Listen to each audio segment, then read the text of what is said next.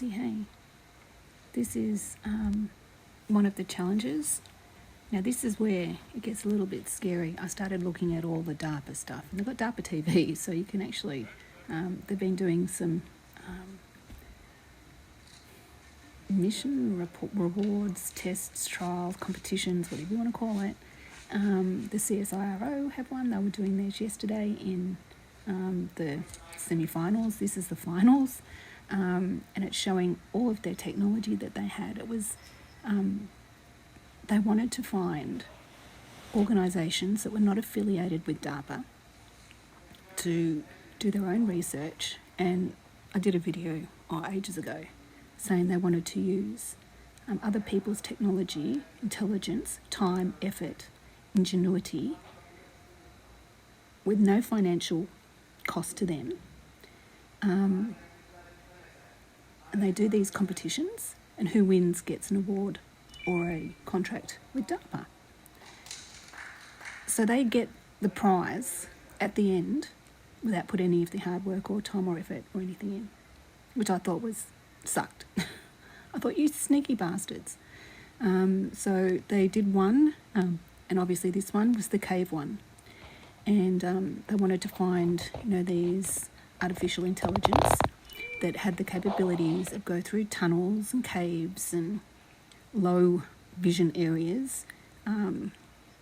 They said it was to help in the event of, a natural disaster like an earthquake, or so it's got to have all the technology where you have the UV, the heat seeking, all that type of stuff. And I was like, somehow I don't think it's going to be for that. I think it's going to be when people go to run and hide in the hills, and they can send these robotic dogs to track people and coerce them. These are going to be like the cattle dogs, like we have in Australia for the sheep. Muster and mull all the cows and all the sheep, before they get shorn or put into pens or whatever. And I think this is their trial. So it's quite fascinating to watch. I'm not sure who's in this one, but even the fact they're calling it CERBERUS. It's like, oh my God. Can it not be any more real than what it is? But anyway, you can download, this is all on YouTube. I think there's only so far. They don't even have, they've got, when I looked at it yesterday for the stage 2 with the CSIRO, which is Australian,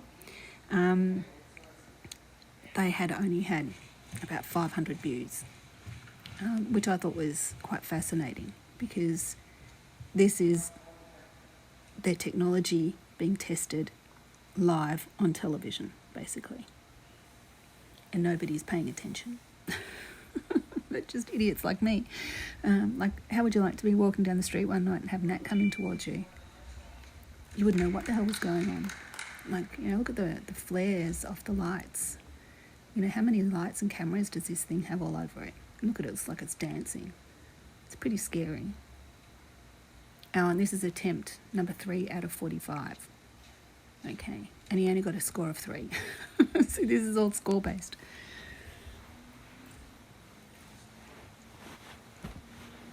So they're all time trust. They have a time limit, and they have to commit all different challenges.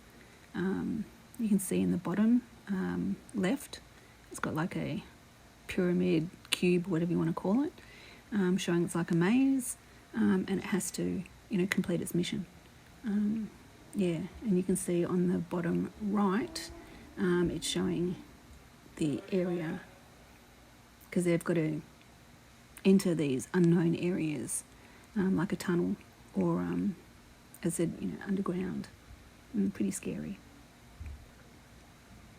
And it's so funny. Yesterday when I was watching it, the robotic dog was walking, and it kept hitting something, and the guy, you could hear him in the background, the guys at the start with the helmets on going, back up, back up, back up, back up, back up. And it wasn't doing that, so I was like, oh God. So, that sort of, are they showing that they're not as good as what they really are?